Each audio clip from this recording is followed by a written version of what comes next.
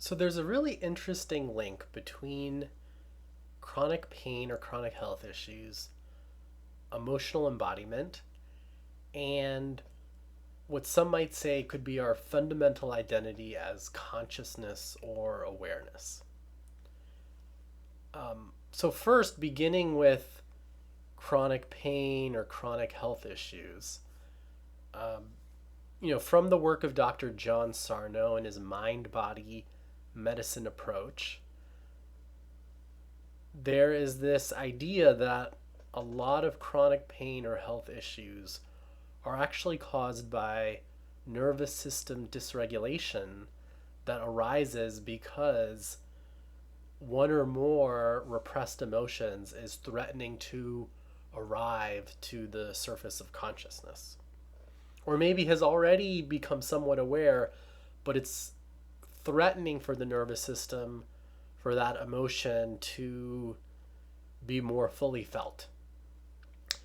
And so, with the nervous system in this state of danger, it then can perceive aches or minor issues in certain parts of the body as like a real threat. And then all that fear can then exacerbate, the normal, if we just focus on chronic pain, the normal aches and pains that we might have. So just to be really clear, this theory is not saying that the pain or the health issue is not real, but that it's fundamentally caused by nervous system dysregulation, in particular from, you could say, the fear of certain emotions coming up to the surface. So that's chronic pain and chronic health issues. And then that flows into, quite naturally, into emotional embodiment.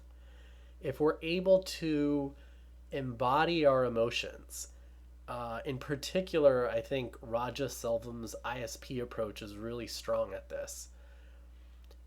By using more of our body to help carry the load of the different emotions we might inhabit, we can then help the nervous system relax and actually resolve a lot of the chronic pain or health issues that we might have. I like to use a little bit of kind of visual demonstration here. So you could imagine, if my fist here represents an emotion, usually the way we experience an emotion is we have a lot of body and mind contraction around that emotion.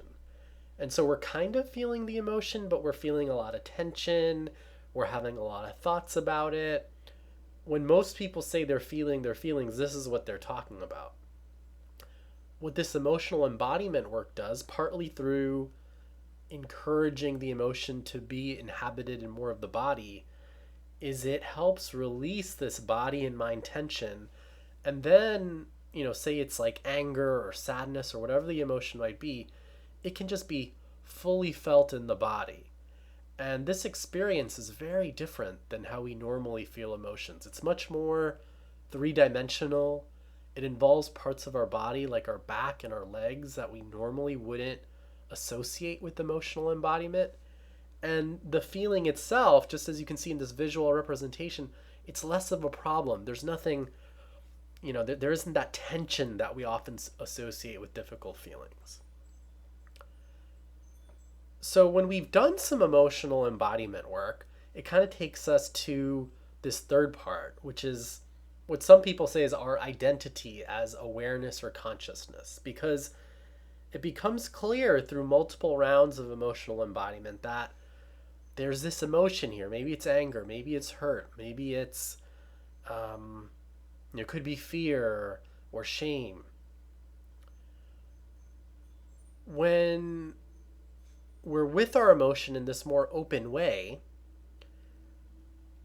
there becomes an interesting kind of realization that there's something, and it's kind of hard to describe what this something is. People use the words awareness or consciousness. There's this something that is able to pay attention to the feeling. And because we don't have this body or mind contraction, because that's been so much let go, and there's just the experience of the emotion in the body, it also over time clarifies this sense of awareness or this sense of consciousness.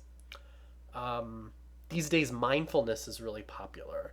And when we're more mindful of things, we then start to become aware of the thing that allows us to be mindful. And that's, awareness or consciousness, whatever word you want to use.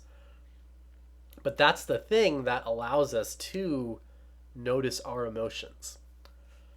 So I just wanted to share this because I think this is a cool way to link what is maybe considered very earthly or mundane or difficult, right? Chronic pain, chronic health issues, with something on the other hand that, can feel inaccessible to people.